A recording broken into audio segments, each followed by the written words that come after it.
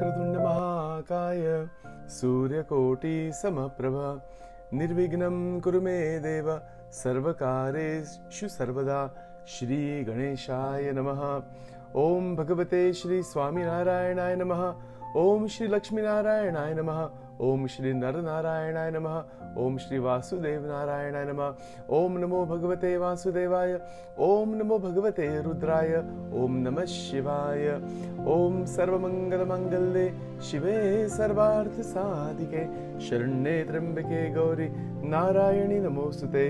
ओम श्री हनुमते नमः। ओम नमो हनुमते भयभंजनाय सुखं कुरु फट् स्वाहा। श्री गुरुभ्यो नमः। श्री सद्गुरुभ्यो नमो नमः। ध्यानमूलं गुरोर्मूर्ति मंत्रमूलं गुरोर्वाक्यं पूजामूलं गुरोर्पदं मोक्षमूलं गुरोर्कृपा। श्री गुरु स्तोत्रम् अखण्डमङ्गलाकारं व्याप्तमेन चराचरं तत्पदं दर्शितं येन तस्मै श्री गुरवे नमः। अज्ञानतिमिरान्धस्य ज्ञानाञ्जनशलाकया चक्षुरुन्मिलितं येन तस्मै श्री गुरवे नमः। गुरुर्ब्रह्मा गुरुर्विष्णुः गुरुर्देवो महेश्वरः गुरुरेव परं ब्रह्म तस्मै श्री गुरवे नमः। श्री गुरुभ्यो नमः। Welcome to Daily Satsang. This is Sachin Karnik. Wish everyone very happy Navratri. This is the 5th day of Navratri that has started today in 2021. And obviously, I think from higher perspective, every day is divine, every moment is divine. Nonetheless, there are these special periods throughout the year where special pujas are done. There are different ceremonies and types of rituals done. So on this occasion of the 2021 Navaratri, we are continuing our exposition of the Shri Guru Stotram, and we are continuing our exposition of the part of the Stotram on Bhagwan Shankar.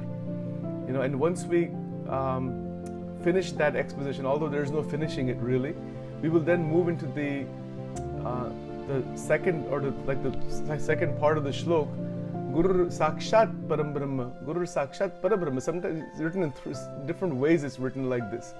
But I'll go into the clarification of all of that. That what is Brahma, what is Parabrahma, what is the relationship with Guru with regards to the Brahma Tattva, Akshara Tattva, Parabrahma Tattva. That will all be coming up in the upcoming months. But we are continuing our exposition on Bhagwan Shankar right now.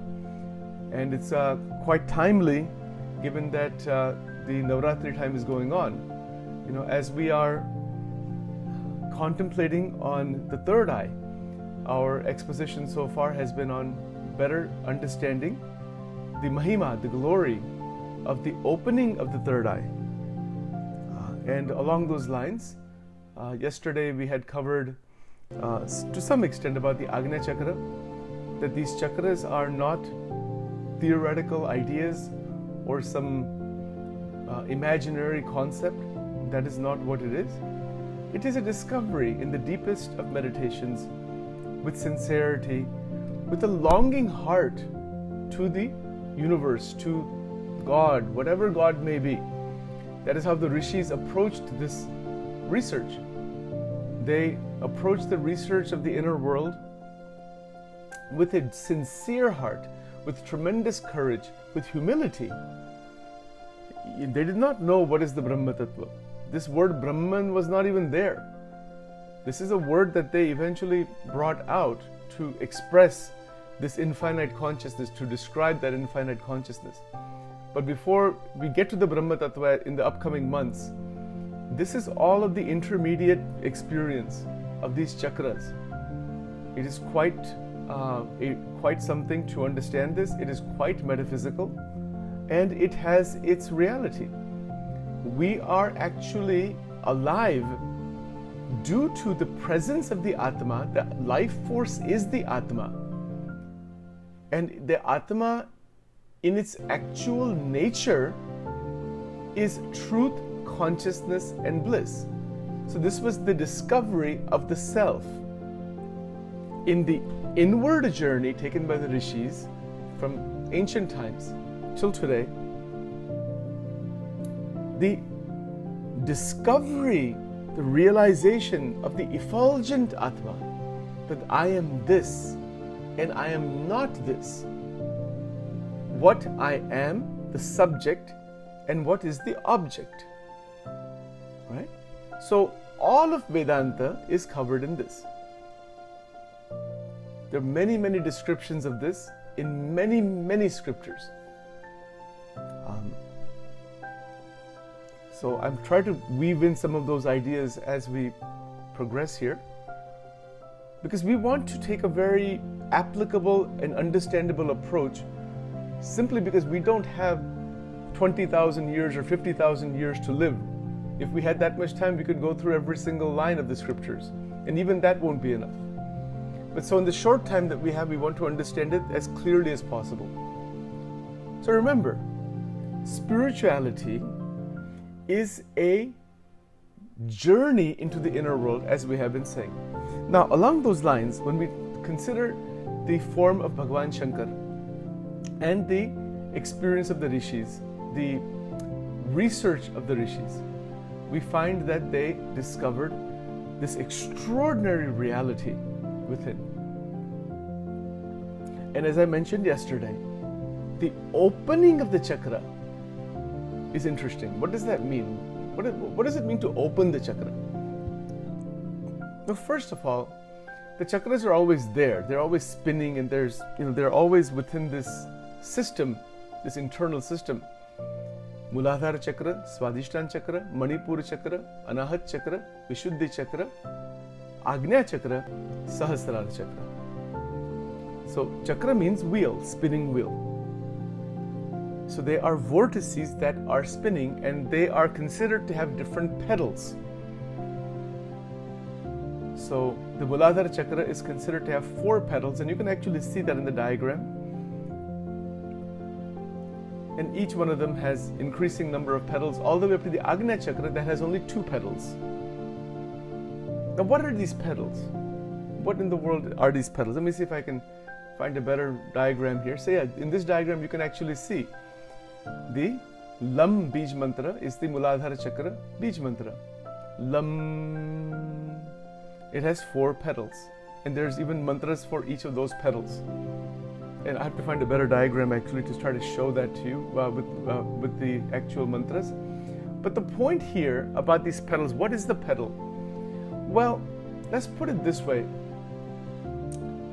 Each chakra has sound emitting from there.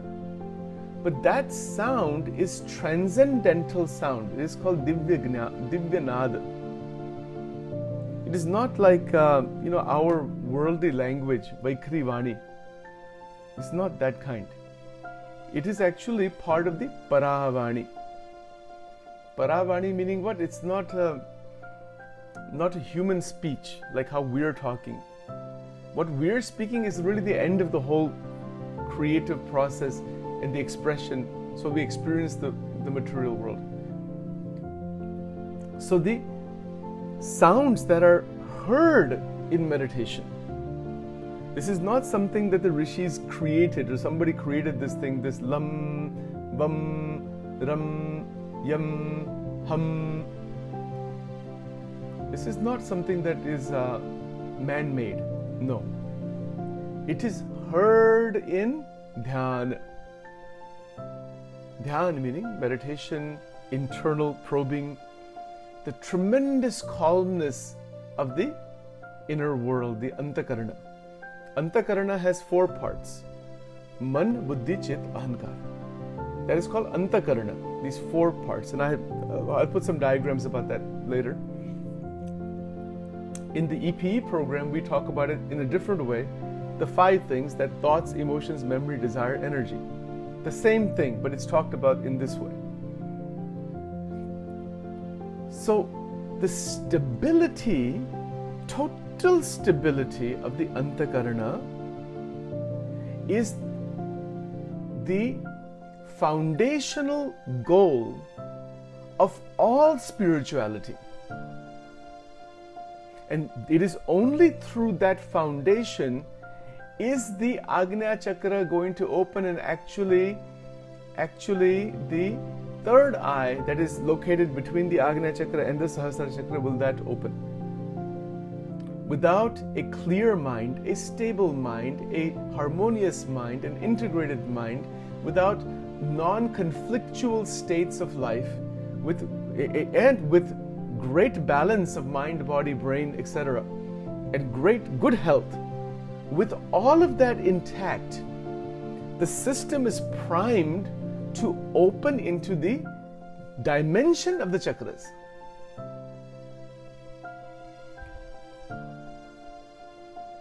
It's very, very real. Very real. This is not something that is just like, oh, this mystical. Yeah, it is mystical, but it is very real. And that is the glory of the Sanatana Dharma. The Sanatana Dharma is not a sectarian religion.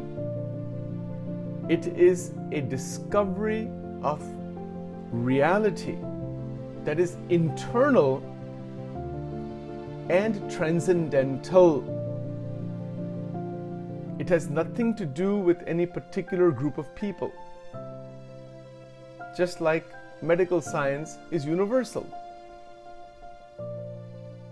Similarly, this is the spiritual science. It is the transcendental science beyond the superficial mind. Now, there's so much to be said about this, so I want to see if I can probe a bit further. Some key things to keep in mind. Most of human consciousness is at these two lower chakras, the Muladhara and the Swadhisthana chakra. The Swadhisthana chakra is considered to be the sex center, जिसको हम काम वासना का जो सब केंद्र है, that is called Swadhisthana chakra. And that is where that power exists. It's at the lower centers, and there are corresponding organs and all of that within the body. The Muladhara chakra is where the Kundalini Shakti is lying dormant. It is 3.5 turns. It is coiled. The Rishis have described it as it's a coil that has 3.5 turns. That is the Kundalini that is dormant, and it is 99% inactive, dormant. Only 1% is active, and human life is active on that 1%. 99% is lying shushupta, dormant. That is the Kundalini. So, and that Kundalini is in the Muladhara chakra. And Muladhara chakra is the location of God as Sri Ganesha, the deity that is actually present in the Muladhara chakra. I'm going to give you an incident of this in Vachanamrutam. Swaminarayan Bhagwan, Sajanand Swami Maharaj, he used to place people in samadhi. He has an extraordinary power, and that's a whole another subject altogether about Bhagwan Swaminarayan, Sajanand Swami and all that. But I'm going to show you an incident here. It's very interesting. So he had many devotees, and just by a glance, just by a thought, just by a almost like a magical kind of thing, magical power, he would place people in samadhi. And there's an incident described in Vachanamrut, Garada Pratham, first section, number 25. There's a female devotee, her name is Ladki Bai. She's a devotee, very high level, very great devotee. Devotion is at very high level.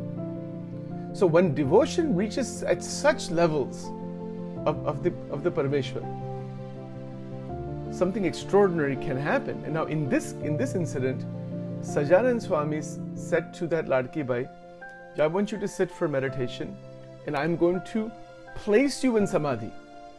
Because very high level sages or God in human form, in the form of Sadgurus, they have the power to place somebody else into samadhi. Because that is a special power. And that is sometimes used this way. So there was an incident that occurred where Maharaj placed this lady into samadhi. And as soon as she went into samadhi, she started saying, I am burning, burning, burning, burning. Effulgent, tremendous light.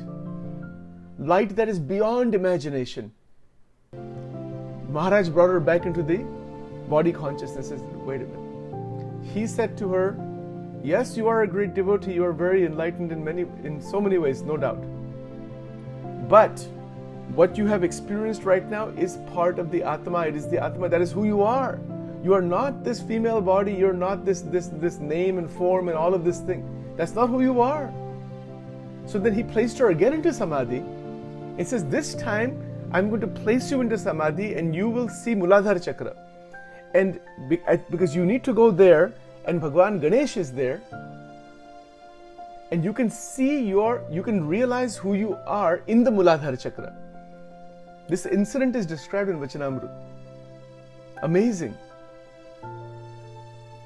So she went back into the Samadhi, the Muladhara Chakra opened up, saw the chakra, and then was able to have the anubhuti. I don't want to use the word experience because that's not the right word. It is a self-revelation that I am the Atma.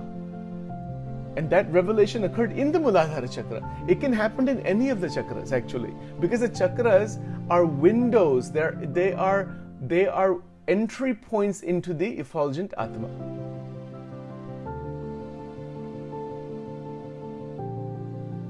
So this incident is described in Vachanamrita. I mean, there are many, many, many such incidences and many such things are described.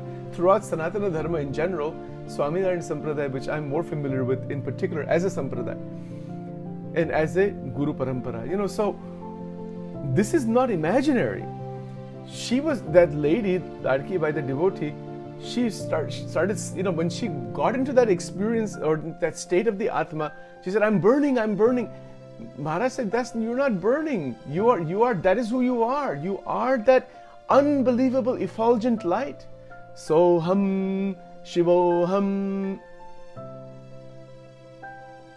So in that situation, Maharaj said to her, you are lacking Atmanishta. Recognize that you are the Atma. Still more development is required in the body towards the Atma. Hence, the whole notion of opening the third eye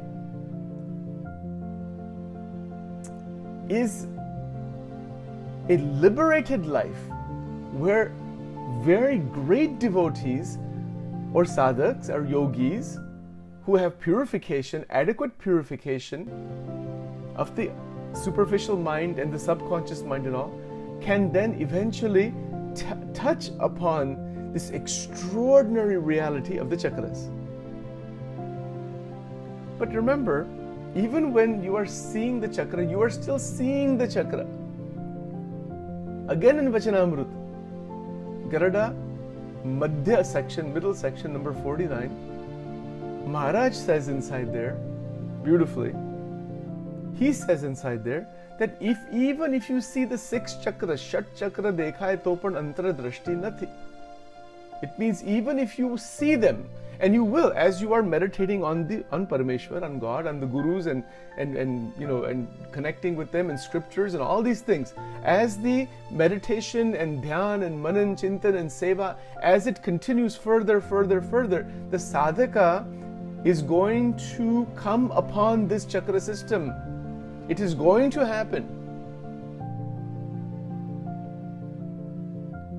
But even in that state where you start seeing actually in the depth of meditation on the Paramatma, because our goal is Dheyo Narayano Hari, our goal is God.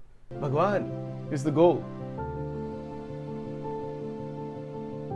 So before we reach that goal, this intermediate reality shows up. And it is an intermediate reality. It is not the final destination. So when the chakras show up, we are still seeing the chakra. That means the seer of the chakras is the Atma Tattva that is seeing the chakra. Just as with our body and our minds, we are seeing the outside world of names and forms, hearing the different sounds, touching the different, the different forms, smelling the different fragrances, tasting the different tastes, through the Panch Gnan Indriya, the 5 Indriyas that are capturing the sense stimulation. That capturing is through the body, mind, brain complex. But who is experiencing? The Atma, same Atma. The Atma Tattva is experiencing the experience of seeing, hearing, touching, tasting, smelling. The experiencer and the experience, the two are there. All of Shankaracharya ji's scriptures are about this phenomena, about the Atma and the world outside. Drig, Drishya, Vivek, Vivek Chudamani, you just go through it. Atma Bodh, every scripture, there are so many he has written. And then of course all the stotras are devotional towards the different devatas. So the experiencer of the outside stimuli is the Atma. The experiencer of the body that says, I am the body, this is my body, that is the experience of the body. When I say I am the body, that is the Jivatma's Anvaya Swarupa. That means the oneness with the physical body, the total identification with the physical body. Even the the capability of the Jivatma to identify with the physical body is because of the power of the 9 chakras.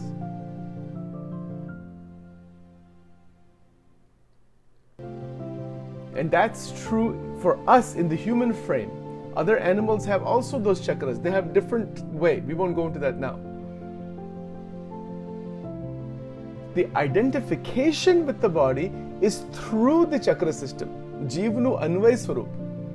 In Vachanamrutam again, Garada number 7, Pratham number 7 Vachanamrut. The Jivatma, there's a Vytirek Swarup, the totally separate, freed Swarup. And then there is the identified Swarup, the identified Jiv that is going from lifetime to lifetime to lifetime, thinking that it is the body, thinking that it is the subtle body, thinking that it is the Panchakosha, all that.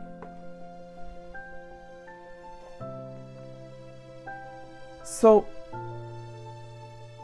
the realization that the chakras, as they show up in the dhyana, they are access points into the Atma as such. They are all, but before you get to the Atma, if the consciousness goes inside any of these chakras, they are access points into infinite universes.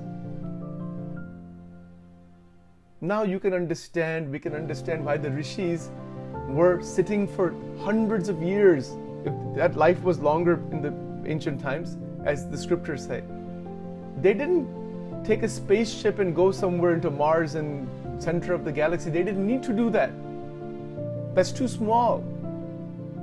Taking a spaceship to try to go into Andromeda galaxy, which is the nearest galaxy to this galaxy, it seems like something unbelievable, right? For the rishis, that's too small. Think about the level of the rishis.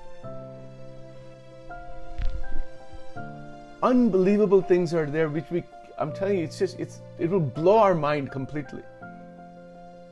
Going to the Andromeda galaxy is possible through these chakras.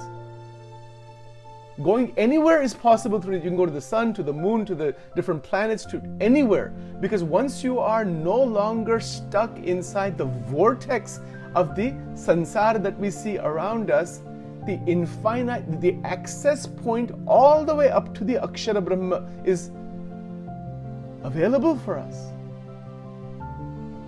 But see the situation of the jiva in this sansar.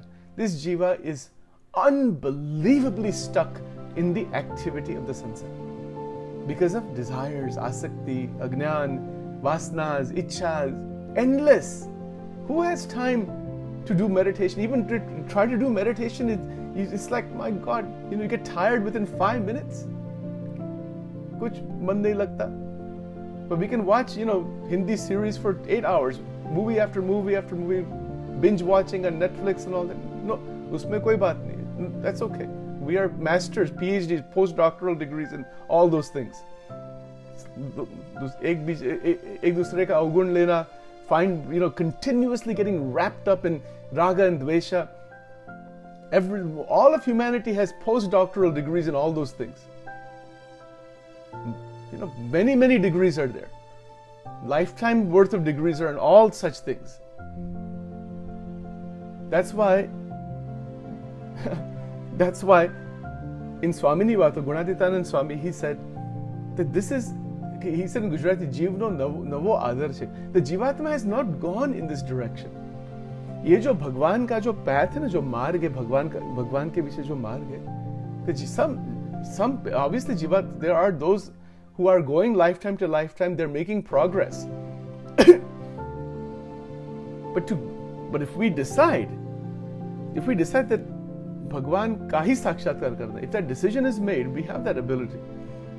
That decision is made totally with tremendous satsanga and realization and the fascination, the jignasa of all of this reality.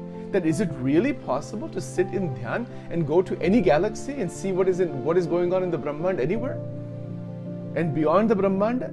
And in fact, what we consider Brahmand is more than all these galaxies that the Hubble Space Telescope has discovered. That is only through our eyes and through our extension of our senses. The Hubble Space Telescope is a space telescope cannot see Brahmalok and Maharlok and Janlok. It cannot see all those things. That's even way beyond all of this material galaxy, material reality.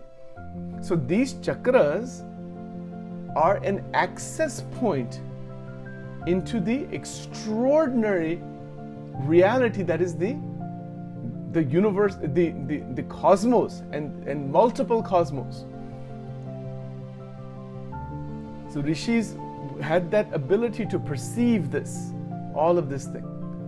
And then from all such perception, they went further, and always with tremendous humility, without any kind of ego, praying to the divine, not knowing what is God, to reveal himself. And that is where the Vedic tradition came from. The Vedic tradition is not some concocted thing. Vedic tradition is a revelation. It is apaurushaya, not created by the human mind. It is a revelation given to the rishis. Every Veda mantra is a revelation given to the rishis by the Paramatma. The Vedas are responsible for creating all of material reality. And then that revelation was then carefully placed in front of the masses due to the grace of God through the rishis. In Swamini Vato, again Gunatitanand Swami, he said in Gujarati, Shastra chete karya che mota chete karan che. Meaning what?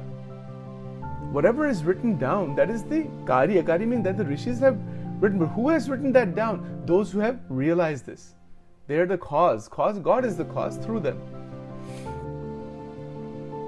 So, living a life of enlightenment, we use this word lightly, enlightenment, we want to be enlightened. But what is enlightenment after all?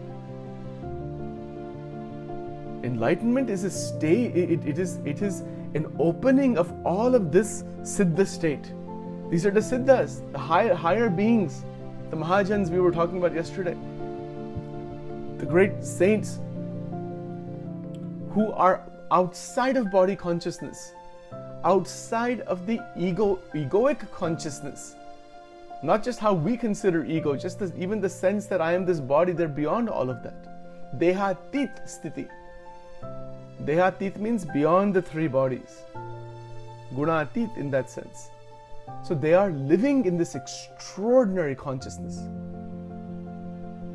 And all of this is a revelation to them that every moment of their life, it is brand new.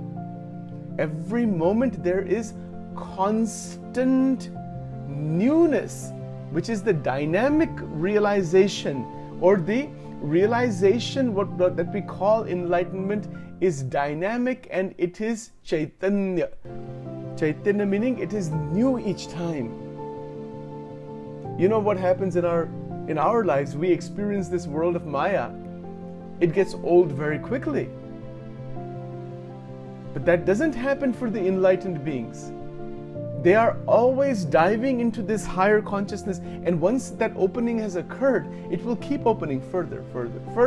New things keep opening. So then the need to gain more and more experience from the outside world diminishes. It diminishes actually nearly to zero, except for food, water, clothing, shelter, basic living. And they are in divine contemplation. Divya chintan mein wo rehte hain. Because once you have tasted amrut of the Atma and the Paramatma, ये जो जगत का जो सब सुख है, it naturally dissipates from the mind. Using a worldly example, which we have given many times, somebody is working at Wendy's or McDonald's or $1 day, making minimum wage, but has forgotten there is a $1 billion diamond in the house. And then when they realize, oh, I have this, immediately all those small jobs and worries and tensions and all of that running around day in and day out, all that poverty disappears. Person working at McDonald's thinking, oh, I'll become a manager, maybe I'll become a regional manager, then I'll be very happy, this and that. All that thing goes away also. Everything goes away. If you realize you're a billionaire, even making $1 million, even making $500,000 a year will seem like a small thing. The rishis are even beyond all of that. If the Atma is realized, food, water, clothing, shelter, good environment, and the amrit, the nectar is flowing from within. Even the quantity of food is less. You don't need to eat so much. Minimalism, as people say, minimalism as a sadhana is one thing, but they wind up in minimalism simply because they are flooded with joy. If you are a billionaire, where's the issue of worrying about buying something for $20 or $50 or $1,000 or $10,000? Okay, it becomes irrelevant actually. You can buy anything, and then it all becomes saturated anyway. You're flooded. This is the material example. It's not the perfect analogy, but it is somewhat of an analogy. If the realization of the Atma is there, that the Atma is constant joy, flooding joy. Joy is flooded by God through the Atma. And the grace of Satsang, grace of the sages. Where's the issue of begging in this world of Prakriti? ये जो शब्द है ना भिकारी, भिकारी शब्द भिकारी, real भिकारी कौन है? Who is the real beggar? One who has not realized the Atma. Everybody's a beggar, A to Z. और जिसको आत्मा का realization हो गया, that is the true wealthy person. Yes, the physical wealth, those things that is there. That wealth is there. As I mentioned before, for an enlightened being who is wealthy physically, that wealth is used as Mahalakshmi. It is not used for the ego. Then if it's used for just the egocentric process, then that is the internal poverty. Very, very tricky thing. It's very hard. You know, it's very difficult. First of all, it's difficult to get external wealth of different kinds. But if you get it, it's even extremely difficult to use that as Mahalakshmi. Mahalakshmi means to use it for total benefit of everybody around us, without the egoic current, just the me getting stronger and stronger and stronger, which we have seen. That is Adhyatma, that is spiritual evolution. So opening of the third eye has all of this meaning within it. Everything we have spoken here today has all embedded in the opening of the third eye. And in terms of the location of where that tilak is done, that tilak in that in Gujarati language, that chandlob, that kumkum is placed in the middle of the forehead. It means bring all of your energies into devotion with the foundation of dharma, jnana and vairagya. Dharma, jnana and vairagya as a base, and with pure bhakti. Once these four come together, and they are interconnected together, interdependent together, by the grace of the great sages, once they combine together, the third eye opens. And you have now moved from the jiva to the shiva. Then yes, you might be a billionaire, multi-billionaire. You are living in constant joy as a servant of God, doing the best you can for the benefit of the world, but without any kind of entanglement within the world. That is a liberated life. And actually, material progress, family progress, financial progress, career progress, every kind of progress is naturally going to follow you. Those 12 dimensions we've been talking about, they automatically flower, like a flower that opens up, they automatically blossom when the third eye opens. That's why in Swaminarayan Sampradaya there is the Shikshapatri, 212 verses, and it's written in there, if you follow this, you will, the dharma, artha, kam and moksha, the four things that people need, automatically will come to you. Following meaning what? This is the whole point, that we're taking all of our power and bringing it into the right balance of the 12 areas, and then along with that, meditating on God and using whatever developments we have as a service, as a seva. It's very simple. Whatever attainment we have in life, it is for the seva and service of others. And that's true everybody, whether it's the President of the United States or whether it's the person collecting the trash. Everybody's doing seva, including the Brahmaji, right? In Brahma, Vishnu, Shiva are also doing seva. If they are doing seva, who the heck are we? वो भी सेवा करते हैं, उनका सब कार्य ही सेवा है. Totally. If they're doing seva, then who are we to carry a big ego? The opening of the third eye is a tremendous transition from the egoic activity of the me getting stronger and stronger and inflated into the me turning itself into sevak, into the seva bhav for the whole sansar, for the family, for God, for satsang, for this, for that. Seva bhav. जब सेवा भाव आ जाता है, see Hanuman ji, we see Hanuman ji, seated at the feet of Bhagwan Ram as a sevak. Do we not see that? We see Nandi ji as a sevak to Bhagwan Shiv. We see Garud ji as a sevak to Bhagwan Vishnu. What are they teaching us? They're teaching us that to reach the Paramatma, one has to be in seva bhav. Without seva bhav, there is no possibility of reaching the Paramatma. And having that seva bhav from within, what does it do? What does it do to this chakra system? It takes the energy inside and it opens it up gradually and beautifully because of the adequate purification of the antakarana. And it is with the purification, shuddhata, that the energy begins to flow in that pure and open space. Look at it this way. We have here Christiana Hospital, and there are these operating rooms, right? For doing heart surgery, kidney surgery, every kind of surgery. To even go inside there, how much purification is required? You cannot have a disease, you cannot be sneezing, you cannot, so many, the doctors, the people who are actually going, and the room has to be sterilized. It is a totally physically pure environment. Then the surgery can happen and the blocks and everything else and problems can be removed and the patient is restored back to health.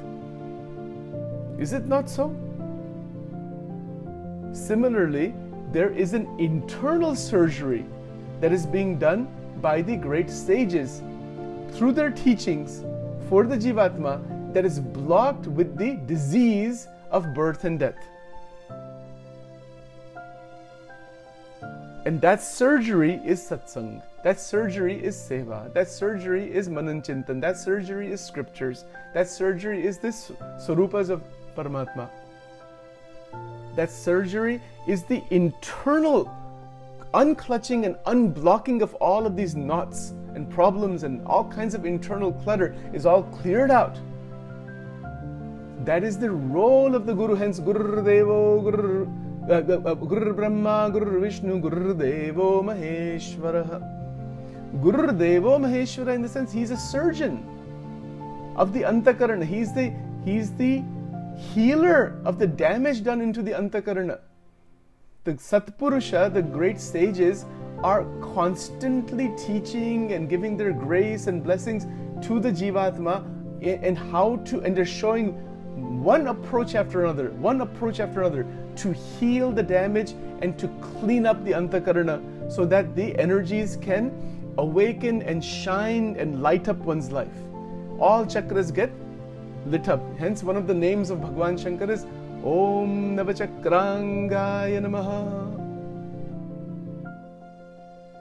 How amazing, how extraordinary. All right, so having said that, we will stop here today.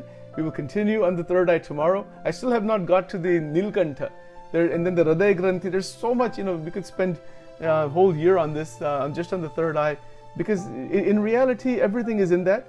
But we will, put some boundary around that and then move into the more even higher metaphysics. We talked about some of the Brahmand and all that thing, but I want to spend maybe a good month on the metaphysical reality to, from where we are here all the way up to the Akshara Brahma, what the rishis have discovered, what the revelations are, what the scriptures say, what are those higher metaphysical entities. It almost will sound like an abstract discussion, but it's not abstract for those who have evolved into such a state. So it's not an abstraction, it is quite a bit of reality, or both. It's a tremendous thing. What is Goloka, what is Vaikuntha, what the Vaishnava Acharyas have stated, what is Brahma Samhita, what is Vedras. These are some extraordinary, amazing things that are there that will blow all of our minds, even more than we may have already think that this is something extraordinary. I'll just say this. There was one of the Goswamis from the Gaudiya Vaishnava Parampara. He took the name of Sri Krishna Bhagwan 1 billion times. And from there, all this realization of the transcendental reality occurred. And there's a commentary written on Brahma Samhita.